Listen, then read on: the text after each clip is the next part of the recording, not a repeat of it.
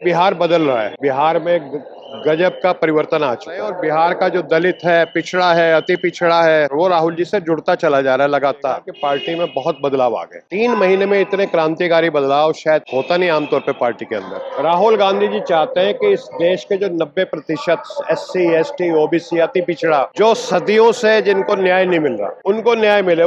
Party में बहुत लोग उनको ये समझाते थे, अरे आप क्या कर रहे हैं, जाति जनगणना की बात करते हैं तो इससे पार्टी का नुकसान हो जाएगा। लेकिन वो कहते हैं कि न्याय के लिए लड़ना है, उसका राजनीतिक नुकसान हो या फायदा हो, और जो संविधान में लिखा हुआ है उसको धरती पे उतारना है। आप देखेंगे जिस रेशो में हम लोग देंगे पिछड़े अति पिछड़े को टिकट, अकलियत के लोगों को कोई पार्टी नहीं दे पाई। कहते हैं कि ये देश की दूसरी आजादी की लड़ाई चल रही है। ऐसा प्रधानमंत्री जो फौज को और इस तरह की चीजों को अपना राजनीतिक रोटियां सेकने के इस्तेमाल करे, इस आज तक इस देश में नहीं आया और मैं समझता हूँ आगे भी नहीं आएगा।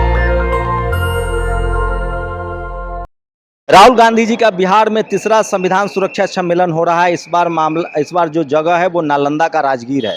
मेरे साथ अनिल जय हिंद साहब हैं जो पटना पहुंच चुके हैं, ओबीसी मोर्चा के राष्ट्रीय चेयरमैन हैं। सर, ये तीसरा कार्यक्रम है चौथा बिहार में चौथा। 18 जनवरी, फिर 6 फरवरी, फिर 7 अप्रैल। सामाजिक न्याय ही मुद्दा रहेगा सर आप लोग का, कांग्रेस का बिहार में चुनाव के समय? देखिए, बाबा साहब ने संविधान जब लिखा 26 नवंबर को देश को समर्पित कर दिया 1949। उसकी पूर्व संध्या पे बोलते हुए उन्होंने कहा था कि देखिए, अब संविधान बनने के बाद एक पॉलिटिकल इक्वलिटी इस पूरे देश में आ जाएगी। 1 man 1 vote, 1 vote equal value.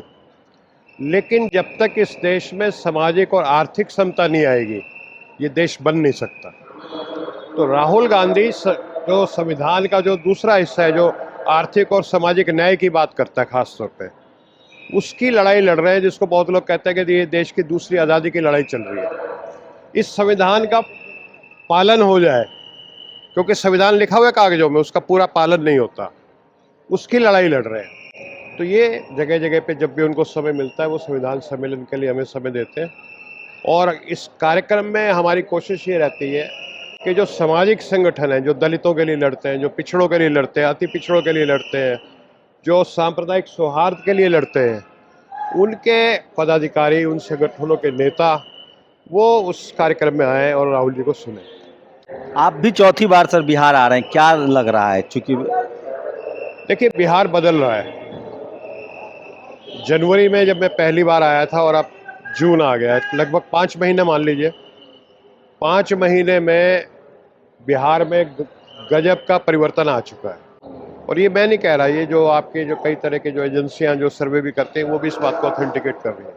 और राहुल जी इस समय देश के सबसे बड़े और सबसे बहादुर नेता जो सामाजिक न्याय के लिए लड़ रहे हैं वो उभर करके आ रहे हैं। और बिहार का जो दलित है, पिछड़ा है, अति पिछड़ा है, जो अकलियत का हमारा भाई है, वो इस बात को समझ रहा है और वो राहुल जी से जुड़ता चला जा रहा है लगातार।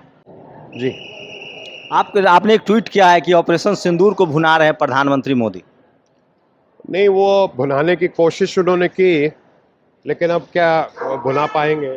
मुझे नहीं लगता कि वो ज़्यादा उसको भुना पाएंगे, क्योंकि देश की जनता इस चीज़ को जानती है कि जिस आदमी ने अपना एक नाखून तक नहीं कटाया, वो फौजी यूनिफॉर्म पहन करके इस चीज़ का श्रेय लेना चाहता है। तो इतनी जनता बेवकूफ़ नहीं है कि लड़े फौज, शहीद वो हो, पुंछ के लोग मारे जाएं और उसका जो क्रेडिट जो है वो मोदी जी को मिल जाए। अभी आप जहाँ आपको कि उनकी जो रैली बिहार में हुई इसलिए फ्लॉप हुई, वो सिंदूर के नाम पे। देखिए जी, एक चीज़ और है इस देश में कि अब की बार लोग चाहते थे आर पार। क्योंकि पुलवामा में भी अटैक किया, हमारे इतने फौजी मारे गए थे उसमें, और उसके बाद इन्होंने बालाकोट कर दिया, उससे क्या हो गया? फिर हो गया एक हमला।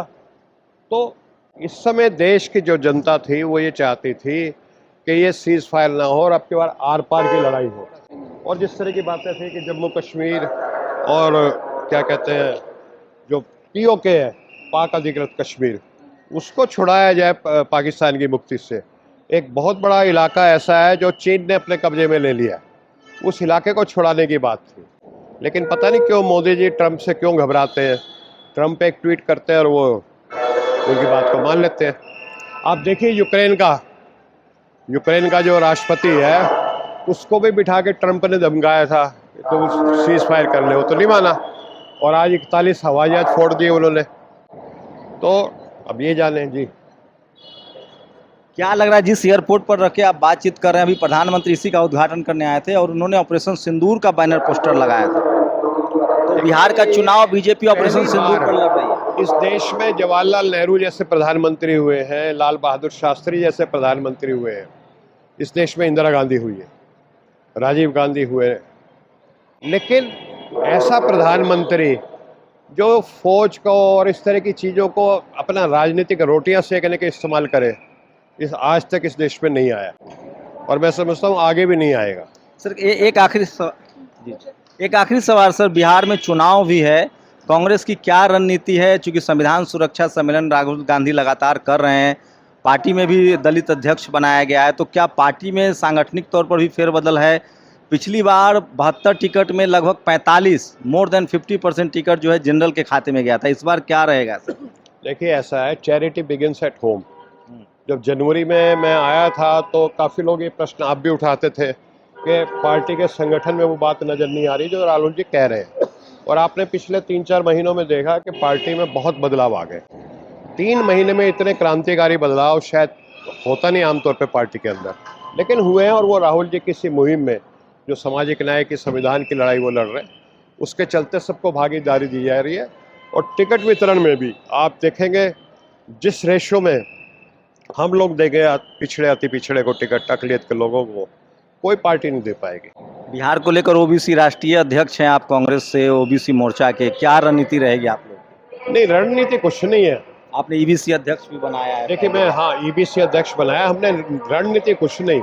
राहुल गांधी जी चाहते हैं कि इस देश के जो 90% SC ST OBC अति पिछड़ा जो सदियों से जिनको न्याय नहीं मिल रहा उनको न्याय मिले, उसका राजनीतिक फायदा हो नुकसान हो। पार्टी में बहुत लोग उनको ये समझाते थे, अरे आप क्या कर रहे हैं, जाति जनगणना की बात करते हैं तो इससे पार्टी का नुकसान हो जाएगा, लेकिन वो कहते हैं कि न्याय के लिए लड़ना है, उसका राजनीतिक नुकसान हो या फायदा हो, और जो संविधान में लिखा हुआ है उसको धरती पे उतारना है। तब तो बीजेपी तैयार हो गई सर जनगणना के लिए। राहुल जी कह रहे थे कि बीजेपी हमारे दबाव में जनगणना इतनी सादा चीज नहीं है कि जाति जनगणना आपने कह दी और होगी।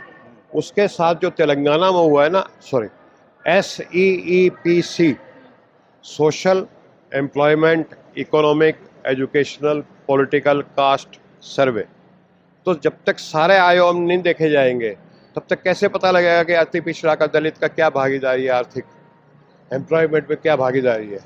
तो जातियाँ ही नहीं गिननी है, पूरा का पूरा 74 पॉइंट जो तेलंगाना में हुए हैं वो कर लें। लॉर्ड है कि अभी प्रधानमंत्री जिस तरह से हमेशा देखा जाता है कि वो जो मुद्दा उठाते हैं वो बड़ा ही सेंसिटिव मुद्दा होता है और उसी पे वो राजनीति करना चाहते हैं, तो क्या 2025 विधानसभा चुनाव ये सेंसिटिव उनकी जनता समझ पाएगी या उल्टा पड़ेगा उन पे? देखिए क्या है कि मैं पिछले 1 हफ्ता से लगातार इसकी तैयारी में था, फीवर होने की वजह से मैं जल्दी नहीं आ पाया। पिछले 1 हफ्ता में जब भी मैं अपने शशि प्रजापति जी से बात करता था या और अपने भाइयों से बात करता था, तो भाई वो उस मीटिंग का क्या रहा, तो बताते थे अरे सर वो ऐसा है कि अभी तो हमें आरा जाना पड़ रहा है, हमारे समाज की एक बेटी के साथ बलात्कार हो गया, हत्या हो गई। फिर एक दिन मैं उनको पूछा भाई क्या आप, बोले जी मैं मीटिंग नहीं अटेंड कर पाया क्योंकि एक छोटी सी दलित बच्ची के साथ बलात्कार हो गया और उसकी हत्या हो गई मुजफ्फरपुर में।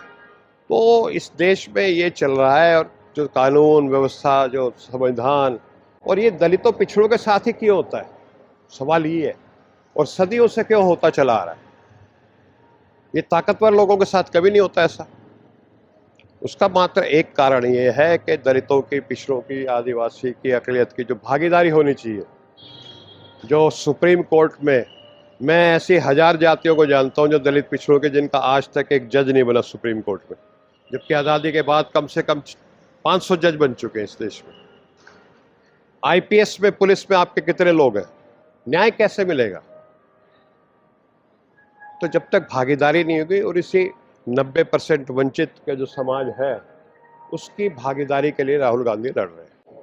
बिल्कुल, तो ये थे कांग्रेस के राष्ट्रीय ओबीसी मोर्चा के अध्यक्ष जो हैं अनिल जैन साहब से आप तस्वीरें देख सकते हैं, और कांग्रेस में नई जान फूंक रहे हैं। लगातार सामाजिक न्याय को लेकर कांग्रेस जो है वो, अभी राहुल गांधी लगातार उस पर एजेंडा को आगे बढ़ा रहे हैं।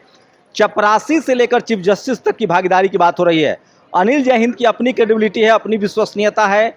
बीपी मंडल साहब जो मंडल कमीशन के जो प्रणेता थे, उनके साथ शरद यादव के साथ उन्होंने लंबा काम किया और अब बाकायदा उन्होंने कांग्रेस ज्वाइन कर लिया है और ओबीसी मोर्चा के अध्यक्ष बनाए गए हैं, ओबीसी के चेयरमैन हैं। और राहुल गांधी लगातार सामाजिक न्याय को लेकर लड़ाई तेज कर रहे हैं। बिहार में 6 जून को राजगीर में राहुल गांधी का ये चौथा बड़ा प्रोग्राम हो रहा है, संविधान सुरक्षा सम्मेलन, जिसकी तैयारी जोर शोर से चल रही है। क्या कांग्रेस सामाजिक न्याय के लिए जो कदम उठा रही है उससे आप सहमत हैं, संतुष्ट हैं? क्या कांग्रेस पर लोगों का भरोसा बढ़ रहा है? आप लोग राय अपनी कमेंट करके हमें जरूर दे सकते हैं। शंभू कुमार सिंह, नेशनल दस्तक, पटना। नेशनल दस्तक की आपसे गुजारिश है कि अगर इसको बचाना चाहते हैं तो नेशनल दस्तक को सब्सक्राइब करने के लिए रेड कलर के सब्सक्राइब बटन को दबाएं, फिर बेल आइकन की घंटी दबाएं। नेशनल दस्तक को बचाने के लिए बहुत जरूरी है कि हर खबर को शेयर करें, लाइक करें, कमेंट जरूर करें।